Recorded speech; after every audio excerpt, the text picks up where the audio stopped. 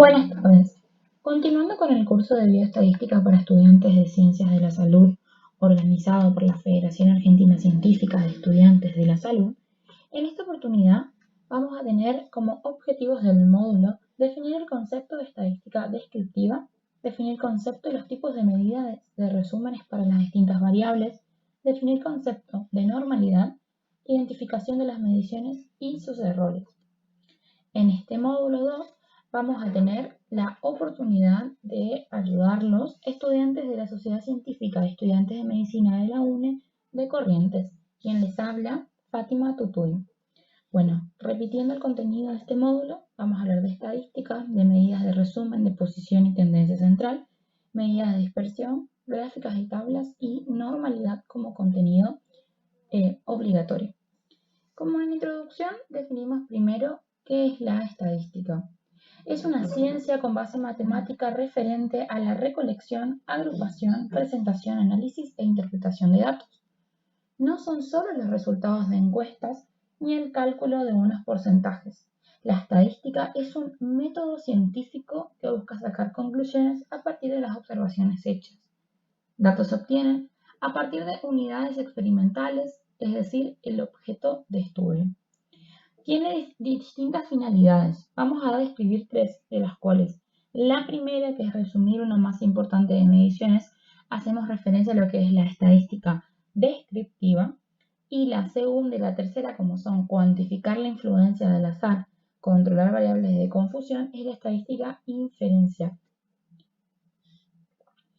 Tenemos entonces la obtención de datos estadísticos, los cuales mediante una recolección directa del investigador, mediante fuentes primarias o utilización de fuentes de datos que ya estaban hechas, serían fuentes secundarias. Toda esta recolección de datos es la primera etapa del método estadístico. Esto también implica la observación de la realidad con la finalidad de medir las características que los fenómenos presentan, y a partir de ahí podemos obtener las variables. A su vez queremos sumarles los conceptos básicos que son población o universo, es decir, son todas las unidades experimentales que comparten una o más características en común, la cual pueden ser susceptibles a ser medidas. Entonces vamos a tener, a partir de un estudio en una población o un universo, lo que queremos obtener es un parámetro, es decir, una expresión numérica de una medición realizada en el universo. Ahora, vamos a requerir de realizar un muestreo para obtener nuestra muestra.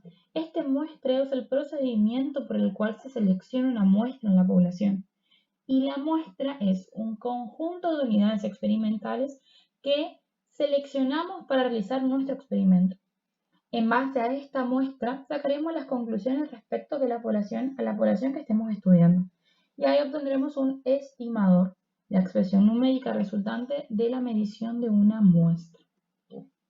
Muy bien, para modo de repaso estábamos hablando de las variables, pero esto ya se ha tomado en otra unidad de este curso. Entonces solamente esto es a modo de concepto. Recordamos que son atributos o características del objeto de estudio. Pueden variar de momento a otro y de individuo u objeto a otro. En la población, las características pueden asumir valores distintos. Estas podrían ser de tipos cualitativas o cuantitativas. Muy bien. Bueno, ahí vamos a ver que las cualitativas pueden ser de tipo nominal u ordinal y las cuantitativas discreta o continua. Una vez recolectados todos estos datos que expresan comportamientos de variables en una población determinada, podemos comenzar con su análisis. Para tener una mejor visión de este conjunto y poder describir apropiadamente, tenemos que obtener mediante métodos la estadística descriptiva. Es decir, organizar los datos en gráficos o en medidas que los resuman. Esto nos va a dar una mejor visión, un mejor entendimiento, una mejor comprensión de lo que nosotros queremos estudiar a partir de los datos que obtuvimos. Entonces vamos a tener los datos, lo vamos a analizar, lo interpretamos y a partir de ahí, una vez que está procesado, podemos decir que tenemos una información. Hola, mi nombre es Leandro Mesa Martínez, pertenezco a SOCEM UNE y para continuar con el contenido de este módulo vamos a hablar de las medidas de resumen. Una de las finalidades de la estadística es poder resumir una masa importante de datos. Es cómodo trabajar con pocos valores que representen el conjunto observado. Para ello recurrimos a medidas de resumen, que existen tanto para escalas cualitativas como cuantitativas. Para este módulo nos vamos a concentrar en las medidas de escalas cuantitativas. Las medidas de posición central son la media, mediana y moda o modo. Son medidas de resumen que tienden a ubicarse en el centro de una serie de observaciones y sirven como valores representativos de las mismas. También podemos denominarlas constante de posición. La media, cociente entre la suma de todos los datos y el número de ellos, carece de significado para variables nominales u ordinales. Su principal desventaja es que resulta sensible a cada una de las observaciones. Allí abajo vemos cómo se calcula la misma. La mediana, valor que ocupa la posición central una vez que los datos han sido ordenados de menor a mayor. Si el número de datos es impar, la mediana será valor central. Si la diferencia es par, tomaremos como mediana el promedio de dos valores centrales. La moda o modo es el valor de la variable que más veces se repite. Las medidas de posición no centrales son los cuartiles y percentilos. Son medidas de posiciones que no se ubican en el centro de la distribución y surgen de divisiones de la serie en tramos iguales de observaciones. Los cuartilos son valores de las variables que dividen un conjunto de datos ordenados en cuatro partes iguales. Los valores van a corresponder al 25%, al 50% y al 75% de los datos, ¿sí? El cuartilo 2 coincide con la mediana. Los percentilos indican, una vez ordenados de menor a mayor, el valor de la variable por debajo del cual se encuentra un porcentaje dado observaciones en un grupo. De esta manera, veremos que el primer cuartil coincide con el percentilo 25, el segundo cuartil con el percentilo 50 y el tercer cuartil con el percentilo 75. Medidas de variabilidad o dispersión. Acá encontramos al rango o amplitud, el desvío estándar o la varianza. Son medidas de resumen que sirven para expresar cómo se distribuyen las observaciones en una serie. Son el complemento necesario para las mediciones de tendencia central para describir una distribución de frecuencia. La varianza es una medida de variabilidad que da cuenta del grado de homogeneidad de un grupo de observaciones. El desvío estándar informa sobre la dispersión de los valores respecto al valor de la media. Cuanto mayor sea su valor, más dispersos estarán los datos. Se calcula a partir de la raíz cuadrada positiva de la varianza. Y el rango de amplitud es un conjunto de datos que tiene como primer valor el menor valor de la muestra y como segundo valor el mayor valor de la muestra. Los gráficos y tablas son herramientas que nos permiten resumir los datos. En este módulo vamos a tratar de hablar de tabla de frecuencia, histograma y blocks plot. Las tablas y cuadros ordenan los datos seleccionados en filas y columnas. Los gráficos son representaciones visuales de una serie de datos. Su correcto uso facilita la atención del lector, permite la comparación de datos y puede evidenciar tendencias o diferencias entre grupos. El histograma se utiliza para datos cuantitativos continuos, cuyo propósito es mostrar la forma de distribución de los datos. Es una representación gráfica de una variable en forma de barra. Para su distribución debemos, en el eje horizontal, representar los valores de la variable y en el eje vertical representar la medida de frecuencia. Además, podemos observar el grado de homogeneidad o, por el contrario, el grado de variabilidad o de la dispersión de todos los valores de las características de la muestra. El gráfico de caja o box plot, compuesto por rectángulos, la caja y dos brazos, los bigotes, el mismo permite visualizar la distribución de un conjunto de datos. La interpretación se ve a ordenar los datos de menor a mayor, calcular la media, el primer y tercer cuartil y finalmente el rango intercuartilo. Para su construcción debemos dibujar una escala que cubra el rango de la variable de los datos, luego marcar la mediana, primero y tercer cuartil, y dibujar una caja que se extienda entre los cuartiles y marcar en ella la posición de la mediana. Los bigotes, es decir, las líneas, se extienden desde la caja hasta los valores máximo y mínimo de la serie de los datos, mientras que el rango intercuartilo queda comprendido entre el cuartilo 1 y el cuartilo 3. ¿Qué ventaja tiene este tipo de gráfico? Es una herramienta de la estadística descriptiva que permite observar cómo la dispersión de los datos respecto a la mediana, los percentilos 25 y 75, como así también los valores máximos y mínimos. También permite estudiar la simetría de la distribución de los datos, por lo cual, si la mediana no se encuentra en el centro de la caja, estaríamos frente a una distribución asimétrica.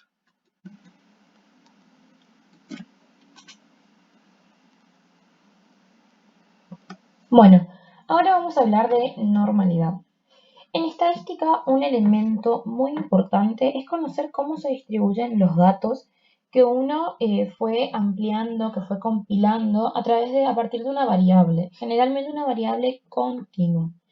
A estas variables las podemos graficar en una curva, la curva de normalidad o también llamada campana de Gauss. Esta tiene una forma como de una joroba y tenemos que saber ciertos aspectos de ellas.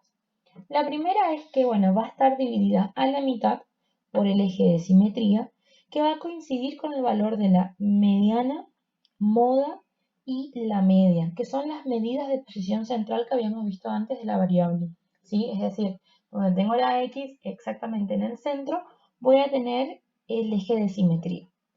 Los puntos de inflexión, que son las flechitas que están marcadas en la curva, si nosotros las proyectamos hacia abajo sobre el eje en relación a cómo se distribuyeron los datos, vamos a encontrar que la distancia que hay entre un punto de inflexión y la media equivale al valor de la desviación estándar, que habíamos dicho que era una medición de la variación de los datos de la muestra medida, ¿sí?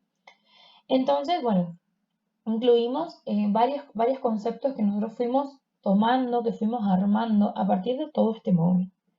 Si nosotros continuamos, si nosotros delimitamos la curva por los puntos de inflexión del rango a partir de la media, si hacemos desde la media y delimitamos más un desvío estándar, el área que queda delimitada equivale al 70% casi de la población. Cuando extendemos este rango a 2 desvíos estándar, equivale el área al 95%. Y a 3 desvíos estándar tenemos 99,7% aproximadamente cubierto desde ese rango. Ahora, cuando decimos que un valor normal es aquel que se encuentra en el 95% central de la distribución de los resultados de una muestra de una población sana. Dijimos que se calcula la media y el desvío estándar de los valores obtenidos y en general se aplica esto que dijimos de más 2 desvío estándar que abarca al 95% de la población. A los valores comprendidos en ese rango se los llaman normales. Ahora viene un tema que es lo de anormal o enfermo, cuando son distintos. En todo momento todos los individuos estudiados son sanos, pero tenemos que saber que estos valores que se encuentran en el intervalo de la normalidad no garantizan que estos individuos no estén enfermos. La capacidad de intervalo de la normalidad de una prueba para discriminar entre sanos y enfermos va a variar de una prueba a otra. El ejemplo más clásico que usamos es de la glucosa, ¿sí? La glucosa nosotros sabemos que vamos a un laboratorio y nos dan quizás como valor normal entre 60 y 100. Esto representa el 95% de la población, es decir, más 2 desvío estándar. Vamos a decir que el 95% de las personas que no están enfermas, o sea, que están normales, que están sanas, van a tener sus valores entre esos datos. Ahora, si tenemos valores menores a 60 o mayores a 100, tienen valores anormales que van a corresponder al 2,5 en caso de menores de 60 y 2,5 en caso de mayores de 100. Pero recordemos, esto va a depender de cada prueba, ¿sí? No es que a partir de ahí directamente podamos nosotros definir si un paciente se encuentra enfermo, si está normal, ¿sí? Son cosas distintas.